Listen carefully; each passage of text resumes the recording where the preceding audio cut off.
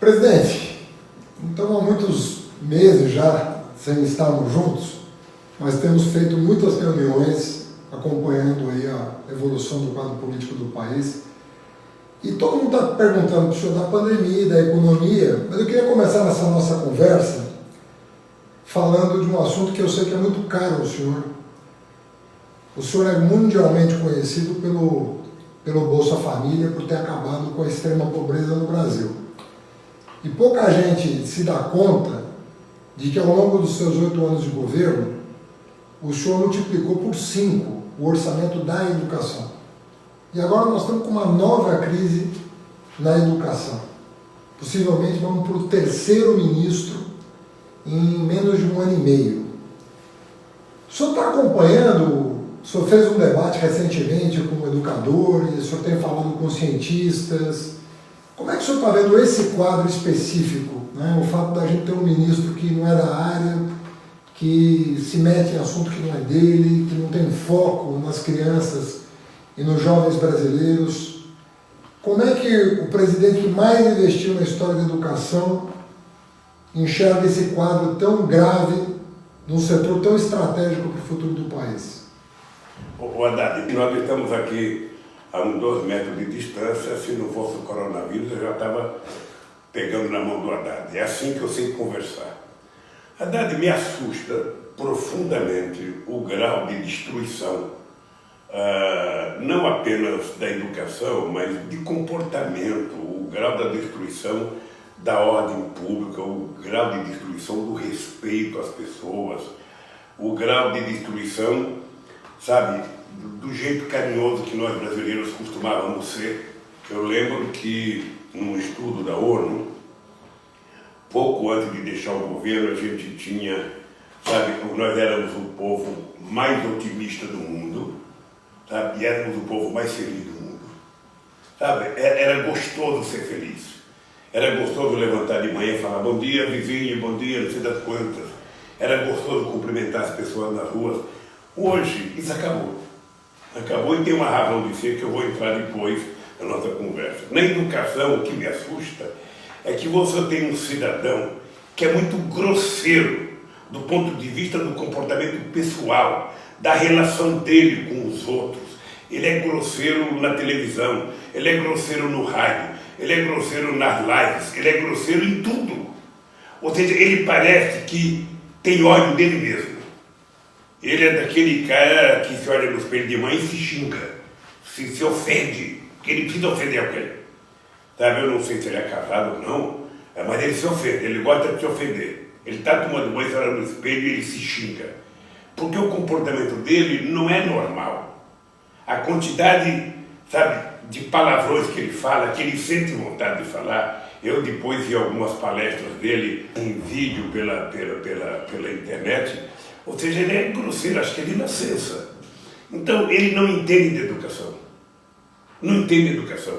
Ele jamais poderia ser ministro da educação desse país, jamais poderia ser ministro da educação de um país que estava numa forte ascensão de conquista da sociedade no campo da educação. Eu não esqueço nunca, Haddad, o Buxiguem era vivo. E o Buxiguem era ministro de assuntos estratégicos do meu governo. E ele trabalhava junto com o irmão do Aloysio, que era um coronel que tinha acabado de ser reformado do Exército Brasileiro. E eles fizeram uma pesquisa em que mostrava o seguinte: a educação era a única coisa no Brasil que era unanimidade. Todo mundo, 100% queria educação pública e de qualidade. Mas ao mesmo tempo, quase todo mundo acreditava que não era possível o governo fazer isso.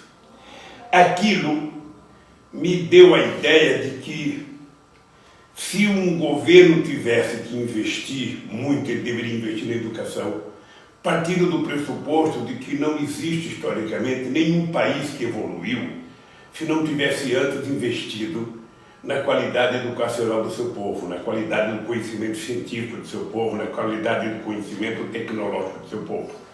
Foi assim no mundo inteiro.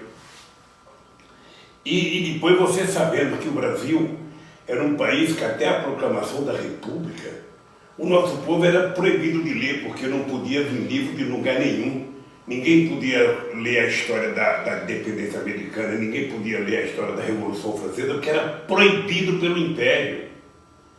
Era proibido ler um país que tinha, de cada 10 pessoas, 9 analfabetos. Onde que esse país ia? Bom, eu lembro que quando nós começamos a dar, nós primeiro tomamos a decisão de que não era possível que a gente tratasse a educação como gasto. Não era possível, era preciso tratar a educação como investimento. Então, eu fico vendo agora, a primeira coisa que eles fazem é cortar dinheiro e não investir. Depois é tentar mexer com as universidades, que gasta muito no ensino à política, sabe? É preciso diminuir os investimentos, é preciso diminuir os investimentos nas escolas técnicas, é preciso acabar com esse negócio, sabe, da política nas universidades. Isso vai me assustando, porque é exatamente o caminho oposto àquele que nós íamos fazendo. E eu, quando falo com a Haddad, eu falo porque eu conheço vários secretários, vários ministros da educação, e eu falo sem medo de errar que o Haddad foi o mais importante, o melhor ministro da educação que esse país já teve em toda a sua história. Porque o Haddad é um companheiro assim, que a gente discutiu o assunto, sabe? E o Haddad, passado algum tempo, entregava a proposta pronta para realizar.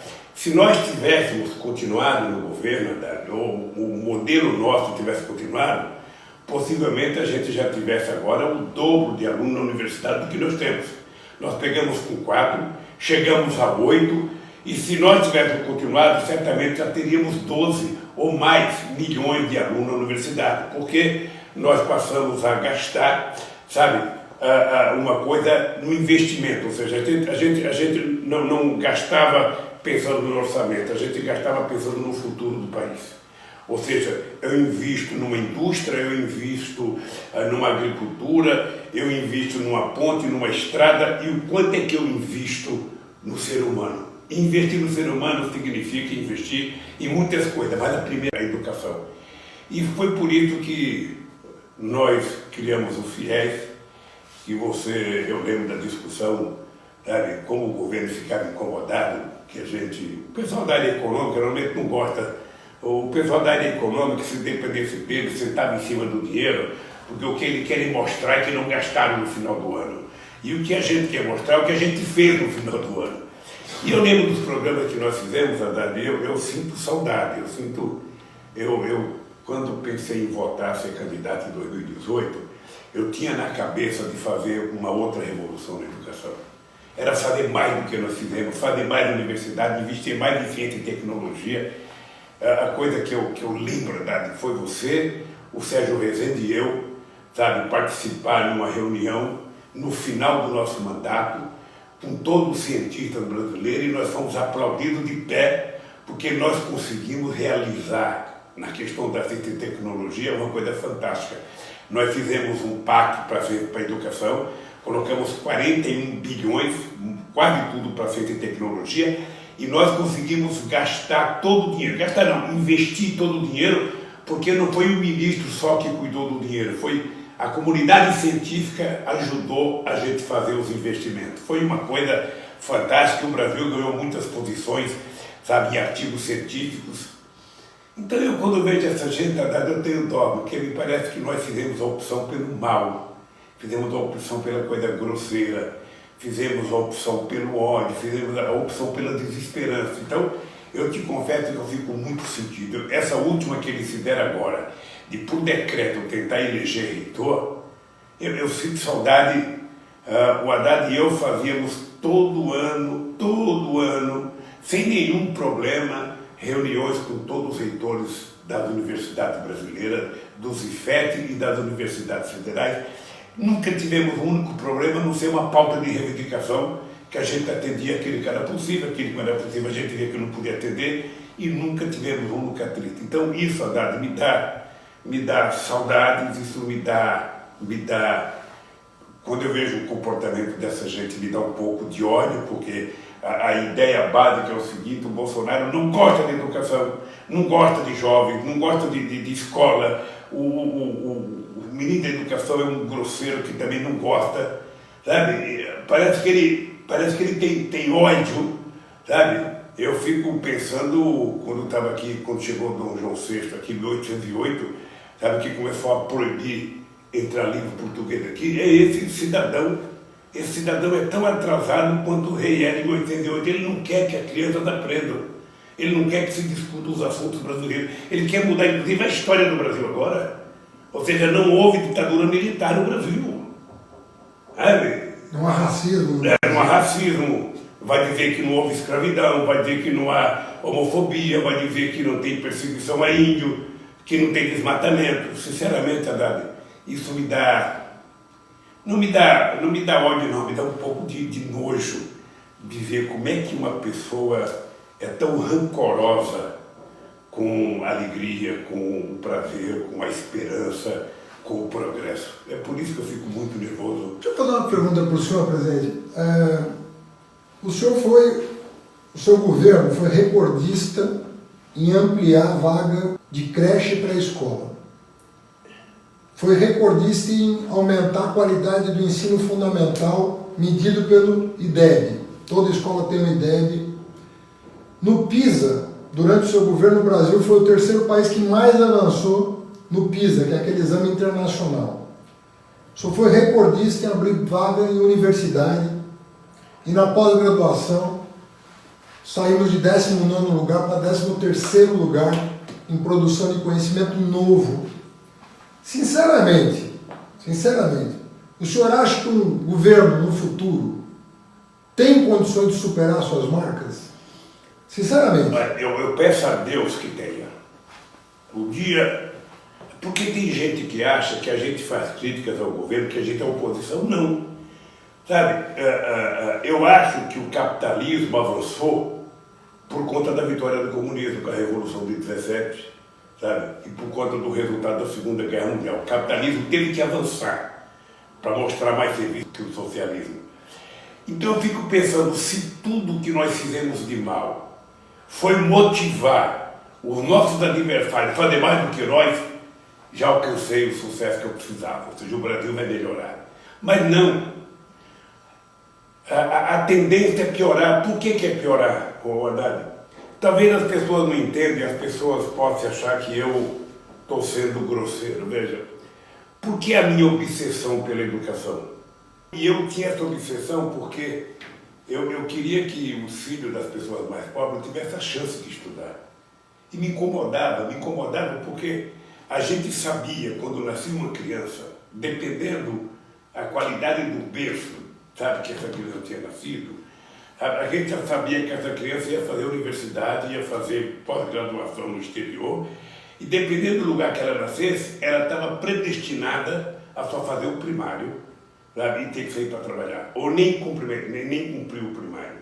A gente sabia, de acordo com o berço que a criança nascia, quem ia progredir e quem não.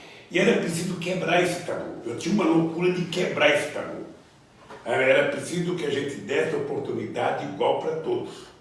Ou seja, quem estudar mais, quem for mais inteligente. Aliás, o Paulo Freire dizia: quem deixa uma criança inteligente é a qualidade da comida que ele come. Se ele tomar café bom de manhã, almoçar e jantar, ele vai ser inteligente.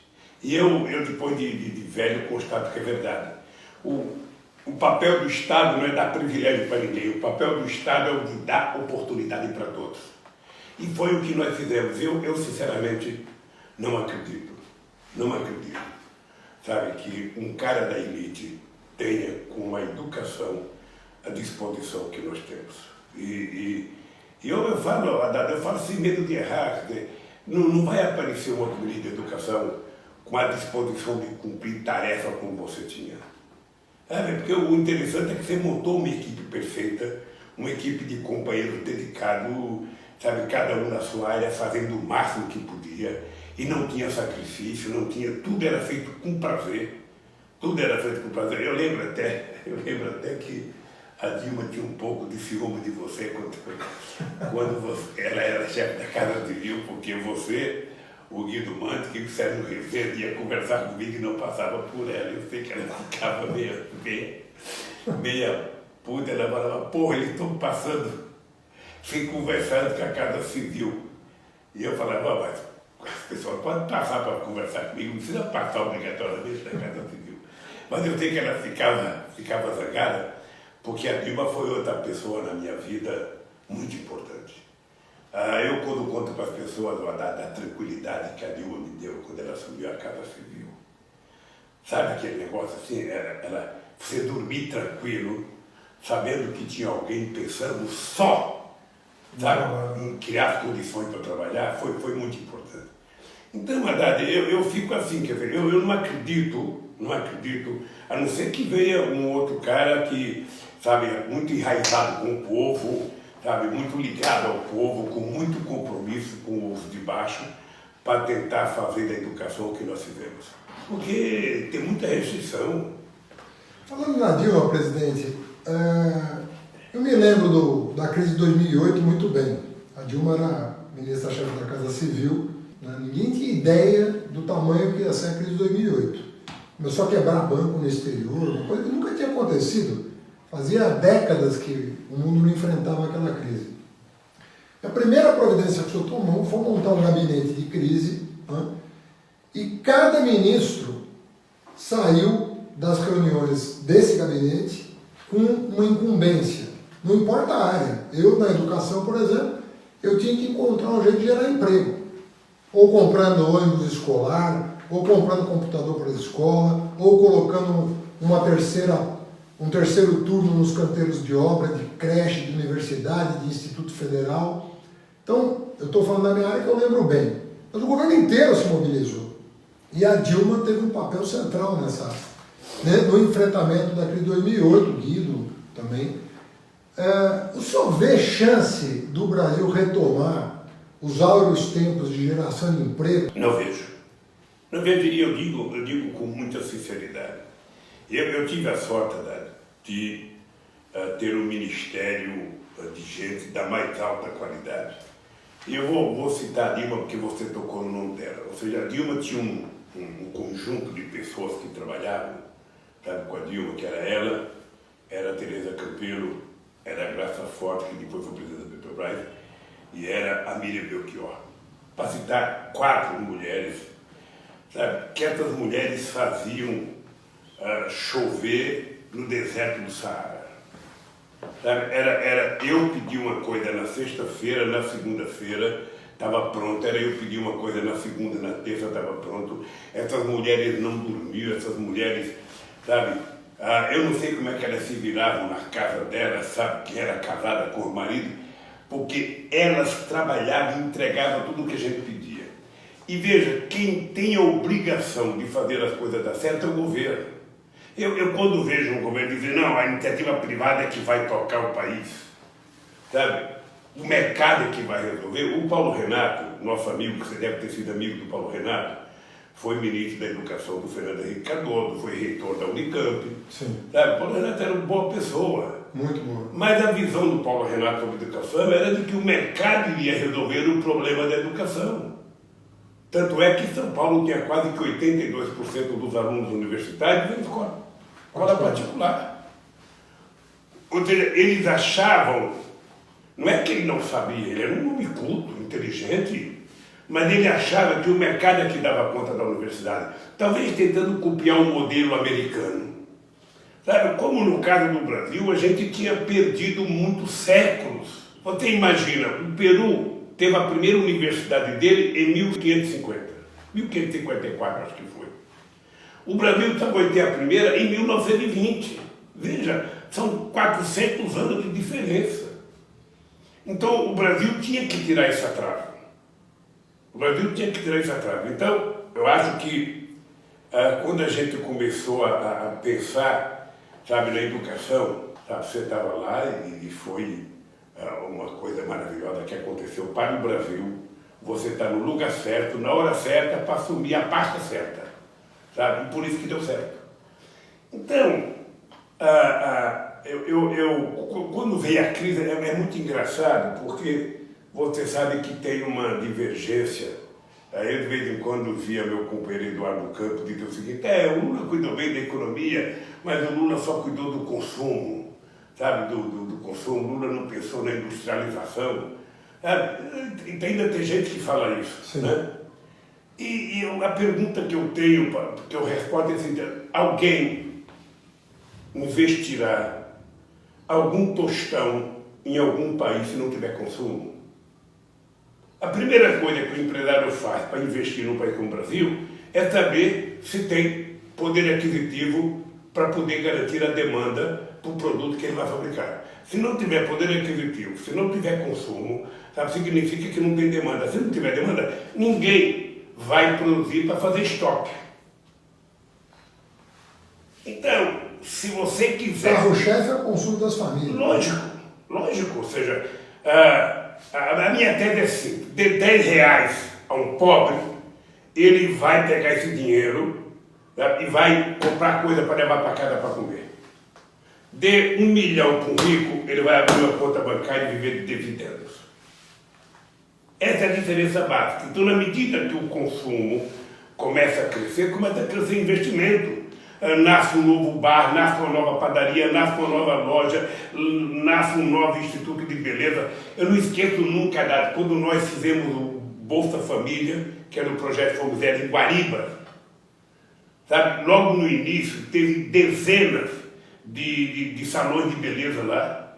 Quando nós abrimos uma agência do Banco do Brasil, há um pouco tempo eu recebi a notícia que tinha sido criado quase 300 comércios na cidade. Por quê? Porque na hora que tem o consumo, vem.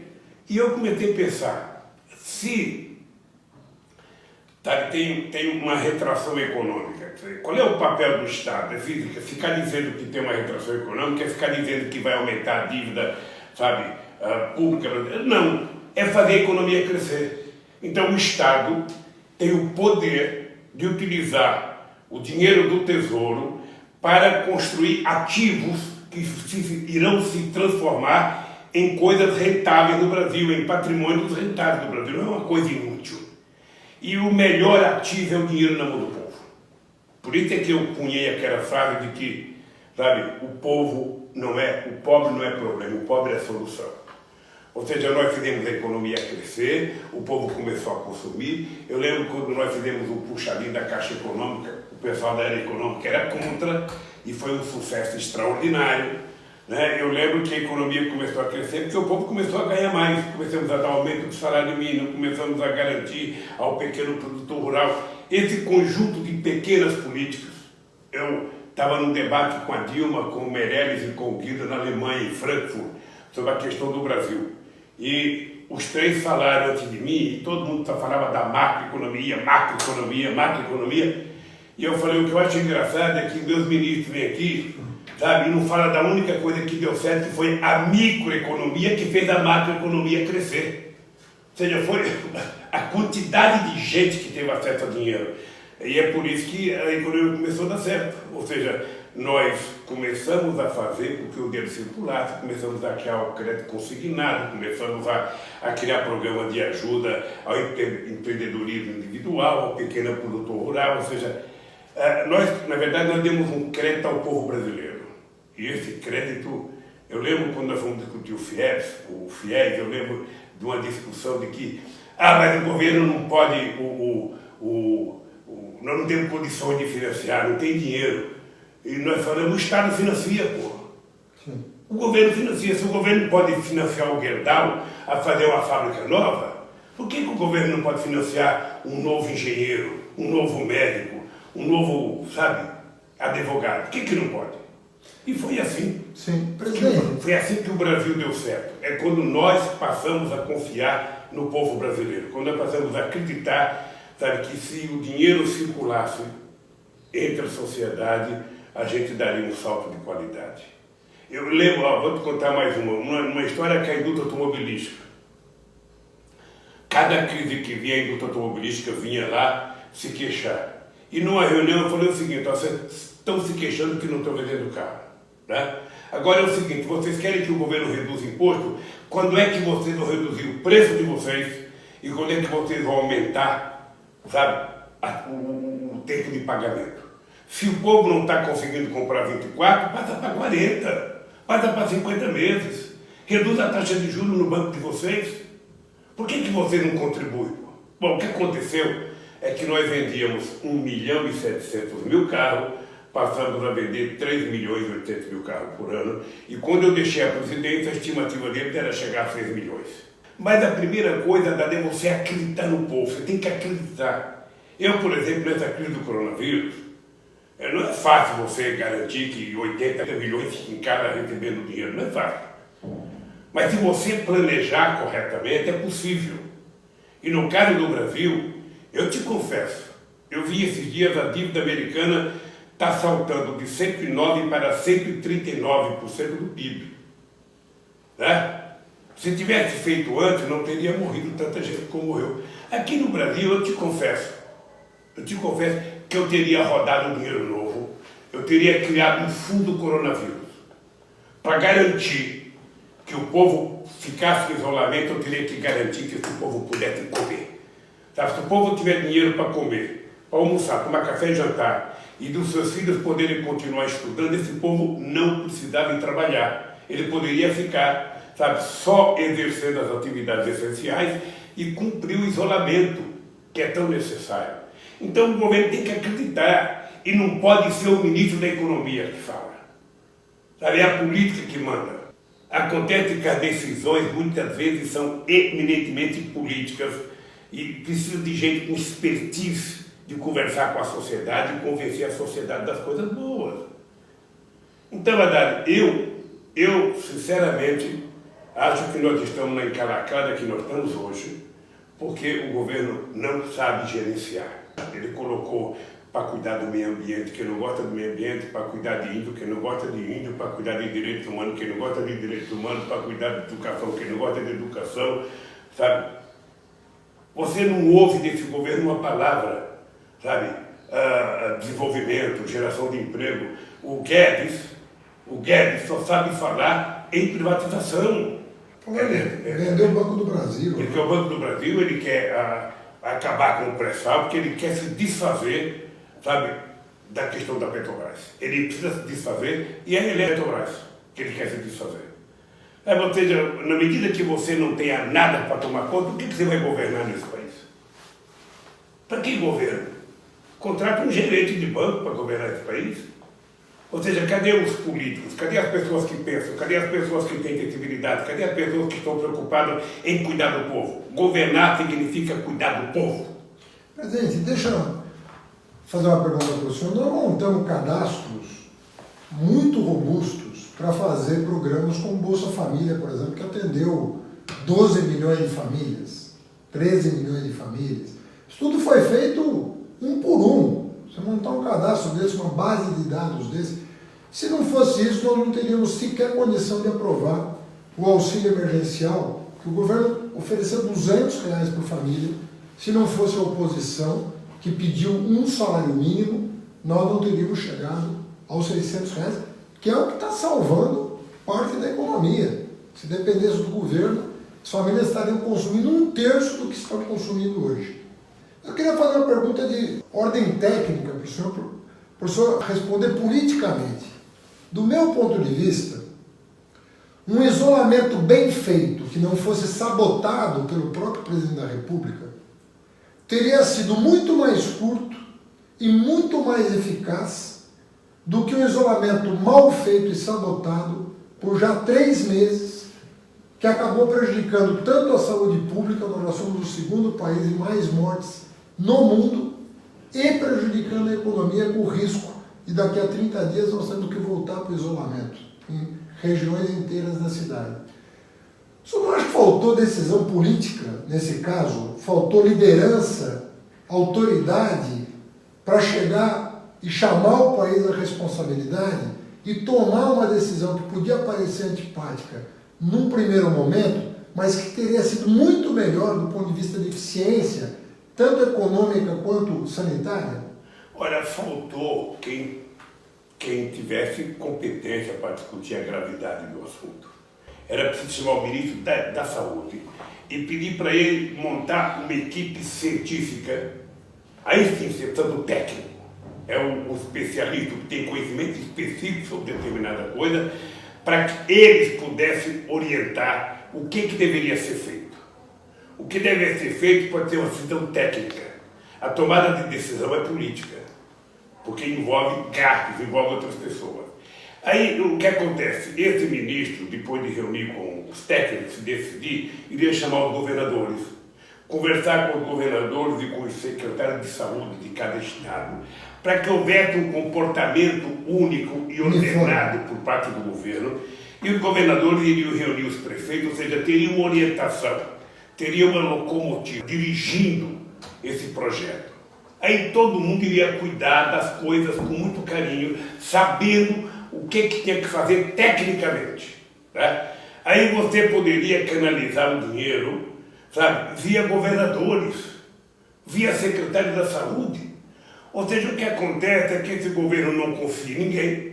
E o que acontece é que quando os governadores quiseram cuidar por conta própria dos seus doentes, o governo transformou os governadores em inimigos. E passou o governo a torcer para que os governadores fracassassem, a provocar, a fazer provocação, a incitar manifestações, a incitar, sabe, desobediência civil. Ou seja, hoje o que acontece? Passado 90 dias, a gente não tem uma coordenação de um problema gravíssimo. Eu vi que nesses dias aumentou para mais de 1.000 pessoas por dia. Ou seja,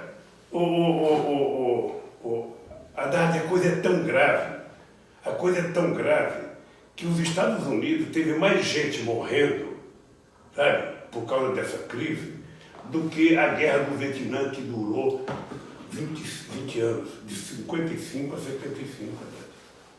Matou mais gente. O pior é que está matando inocente, que está matando pessoas que precisam do Estado. Então, o governo não agiu corretamente. Não agiu. O governo passou a provocar, a ponto de colocar o ministro da Saúde, depois que ele tirou o primeiro-ministro, ele colocou o segundo. O segundo pode ser uma pessoa boa, eu não conheço pessoalmente, mas todas as aparições dele na televisão eram uma demonstração de que ele não entendia de saúde. Por quê? Porque ele se formou médico, ele virou um empresário de fundo de investimento na área da oncologia.